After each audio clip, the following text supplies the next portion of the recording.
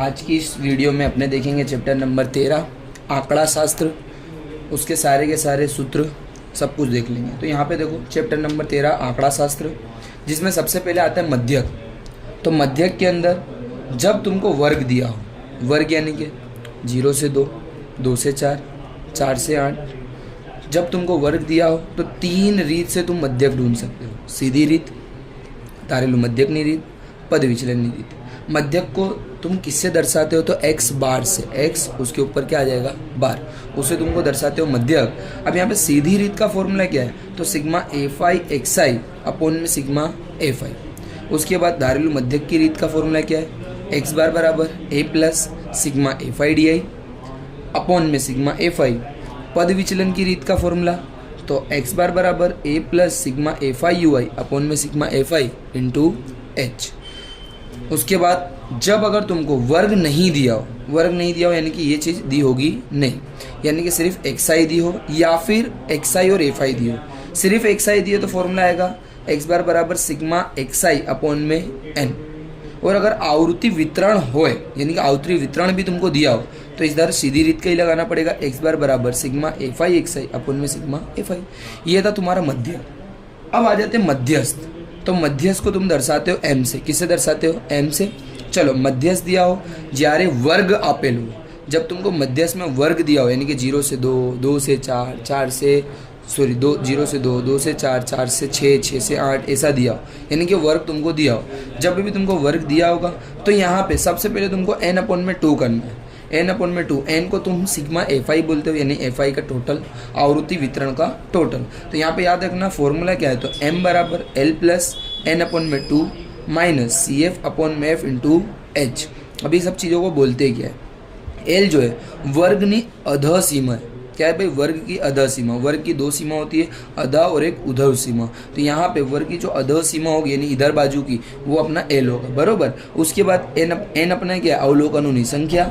उसके बाद C F क्या है संचयी आवृत्ति वितरण। उसके बाद एफ मध्यस्थ वर्गनी आवृत्ति, एफ को क्या बोलोगे मध्यस्थ वर्गनी आवृत्ति, और एच को क्या बोलोगे वर्ग लंबाई बरोबर। જ્યારે वर्ग नहीं आपेल हो, जब तुमको वर्ग नहीं दिया हो तो याद रखना वर्ग नहीं दिया होगा तो यहाँ पे अयुग्म संख्या हो सकती है तो युग्म संख्या। अयुग्म किसको बोलते हैं, एक ही संख्या, 1, 3, 5, 7 बरोबर, ये एक ही संख्या। अब यूँ नहीं कि सर नंबर 1, 2, 3, 1, 3, 5, 7 नहीं। यहाँ पे देखो यहाँ पे तुमको 3 दिया है, फिर 7 दिया है, फिर 4 दिया है, फिर 8 दिया है, फिर 5 दिया है, फिर 9 ने, फिर 1।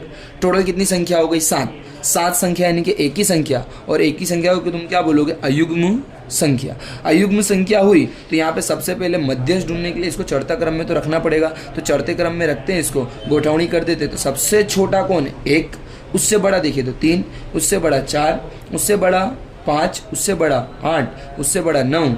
जब ये सबको चढ़ते क्रम में रख दो तो यहाँ पे अयुग्म के लिए फॉर्मूला, अयुग्म के लिए सूत्र क्या लगेगा n+1 अपॉन में 2 मुँह अवलोकन। चलो n यानी कि अवलोकन संख्या, कितने अवलोकन 1, 2, 3, 4, 5, 6, 7। तो यहाँ पे n की जगह मैं लिखूंगा 7 + 1 अपॉन में 2 भाग में 2।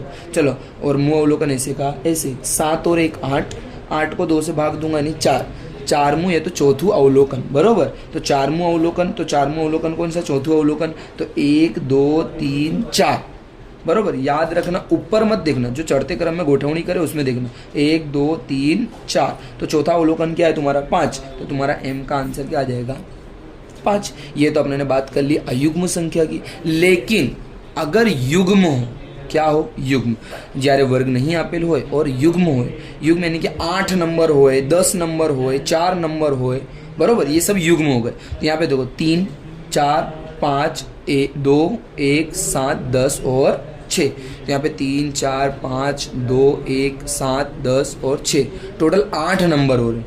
8 नंबर हो रहे हैं यानी कि बे की संख्या, और इसी को तुम क्या बोलोगे युग्म संख्या। चलो पहले इसको चढ़ते क्रम में गोठवनी कर देते हैं। तो सबसे छोटा कौन है 1, उससे बड़ा 2, उससे बड़ा 3, उससे बड़ा 4, उससे बड़ा कौन है 5, उससे बड़ा 6, उससे बड़ा 7 और उससे बड़ा 10। इसको चढ़ते क्रम में अपने ने रख दिया। उसके बाद इसका सूत्र क्या है तो युग्मों के लिए थोड़ा सा बड़ा सूत्र है। सूत्र क्या n अपॉन में 2 मुँह अवलोकन अने n अपॉन में 2 + 1 मुँह अवलोकन। याद रखना यहाँ पे +1 बाहर है और यहाँ पे +1 अंदर है। बरोबर। तो यहाँ पे भागाकार करने के बाद +1 करोगे। चलो n यानी कि अवलोकनों निसंख्या, तो 1 2 3 4 5 6 7 8 अवलोकनों की संख्या कितनी हो गई 8। तो 8 भाग में 2 मूल अवलोकन, अने 8 भाग में 2 +1 मूल अवलोकन। 8 को 2 से भाग दे दो तो 4 मूल अवलोकन, और 8 भाग में 2 यानी कि 4 + 1 5 मूल अवलोकन। चौथा अवलोकन और पांचवा अवलोकन दोनों देखना है। तो यहाँ पे चौथा अवलोकन 1 2 3 4, चौथा अवलोकन है 4 और पांचवा अवलोकन तो 5 ही है, तो दोनों अवलोकन को ले लेंगे। तो 4 और 5, याद रखना आपने कितने अवलोकन लिए 2, तो भाग में क्या लिखना पड़ेगा 2। 4 और 5 9 को 2 से तुम भाग दे दो तो तुम्हारा आंसर कितना हो जाएगा 4.5।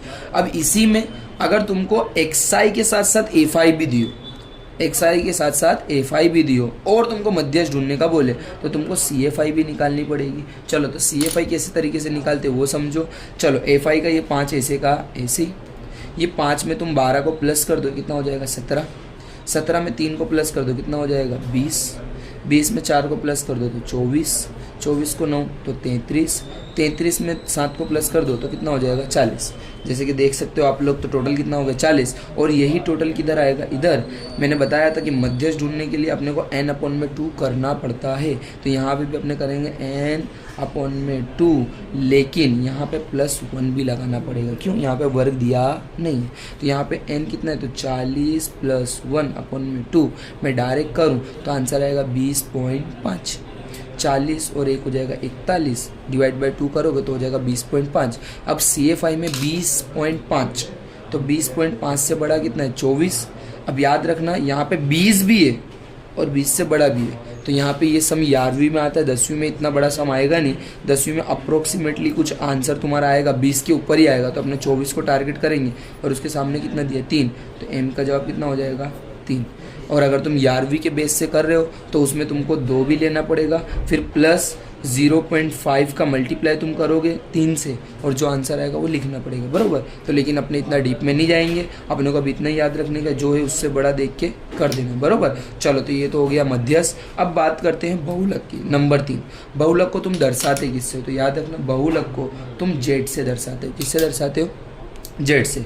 अब જ્યારે वर्ग आपेल हो, जब तुमको वर्ग दिया हो 2 से 4, 4 से 6, 6 से 8 ऐसा दिया हो, तो अपने को क्या करना है, तो z बराबर l + f1 - f0 upon 2f1 यानी f1 का double minus f0 - f2 into h।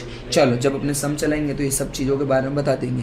ये तो अपने को जब वर्ग दिया हो, जब वर्ग नहीं दिया हो सिर्फ xi दियो, जैसे कि 3 5 2 4 1 3 7 11 3 2 9 3, तो याद रखना जब तुमको सिर्फ xi दी हो और बहुलक ढूंढने का बोले तो वारंवार आवती संख्या वही तुम्हारा बन जाएगा बहुलक। तो तुम देख सकते हो यहाँ पे बार बार कौन सी संख्या आ रही है, तो 3 3 3 3, सबसे ज़्यादा बार 3 आया, तो z कितना हो जाएगा 3, खत्म।